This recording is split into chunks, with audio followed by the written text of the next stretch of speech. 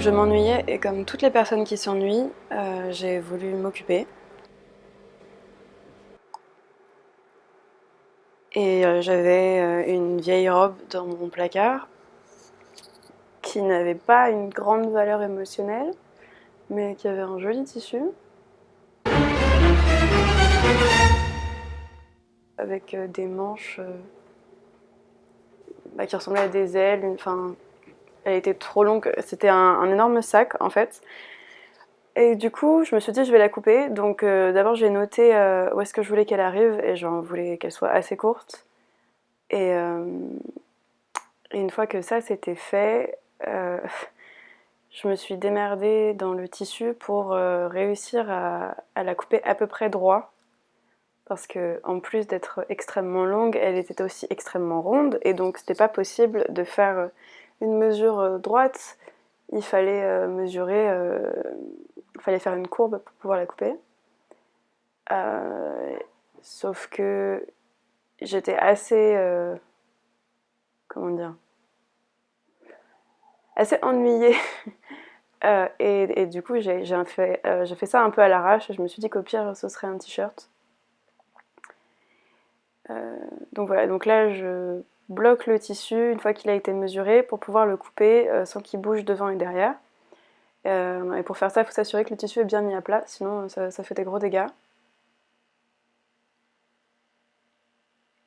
Et ça prend pas mal de temps parce que j'ai dû m'y remettre à 3 fois avant de l'avoir bien fait. Et ensuite, une fois que c'est fait, on peut couper. Il faut laisser un peu de place en dessous des épingles qu'on a mises quand on coupe, juste pour pouvoir faire un ourlet après, ou au cas où on les coupait trop court, pour pouvoir maîtriser la taille de l'ourlet. Euh, Moi j'ai légèrement fait ça, mais pas vraiment. Mais c'était la bonne longueur. Et si ça aurait pas été la bonne longueur, bah, ça aurait été pareil, je pense. Enfin, je sais pas. Je sais pas, j'en aurais fait un t-shirt, mais bon. Donc là, j'enlève les épingles. Et puis, on va passer à la deuxième étape, qui est celle de faire un ourlet à la jupe. Et là, pareil, normalement, il faut mesurer pour être sûr que l'ourlet soit de la même taille partout, mais j'étais partie du principe que c'était un exercice plus qu'une réussite qui allait se produire, et que donc j'allais essayer de tout faire à l'aveugle un peu, enfin pas à l'aveugle, mais à l'œil nu plutôt. Et du coup, j'ai juste plié comme ça. Normalement, il faut repasser aussi, si on veut que l'ourlet prenne bien.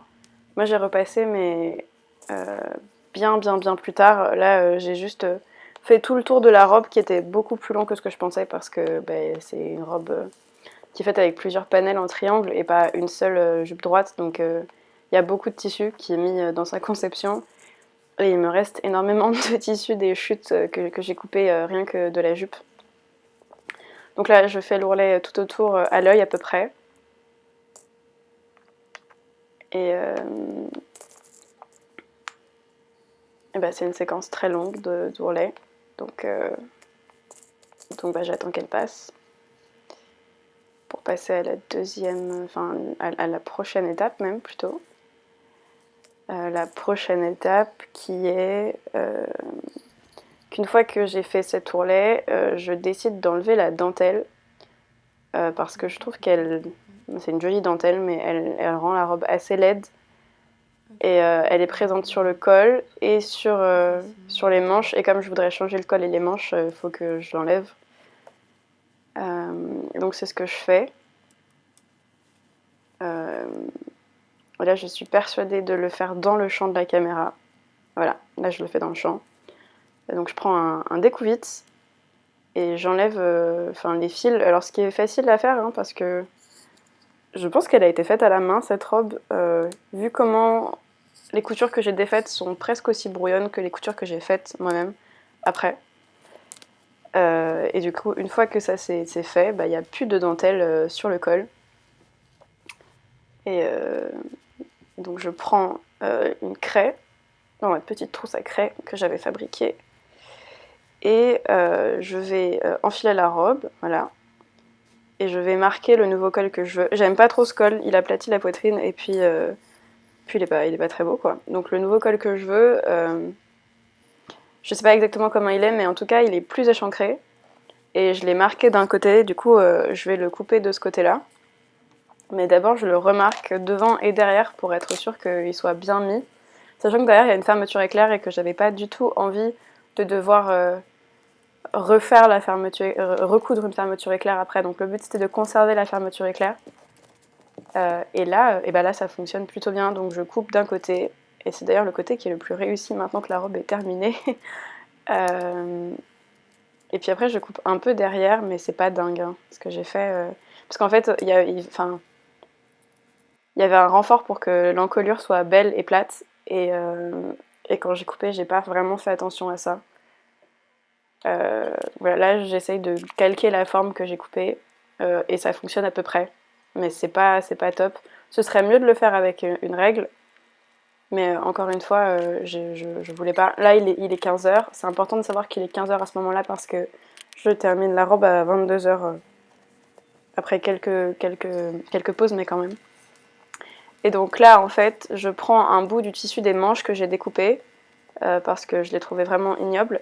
Et je vais le mettre enfin, l'attacher à l'encolure pour voir si ce serait pas possible de l'utiliser comme renfort de l'encolure, c'est-à-dire pour renforcer le col.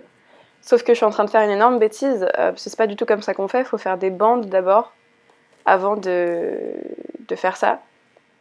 Mais c'est pas grave, là je suis sur ma lancée. Ça va me prendre 2 heures de retrouver la bonne technique pour renforcer le col, et au final j'en aurais même pas besoin. Donc c'est beaucoup de moments où je me suis dit bon c'est pas grave, ça fera une vidéo. Ça fera une vidéo. Voilà.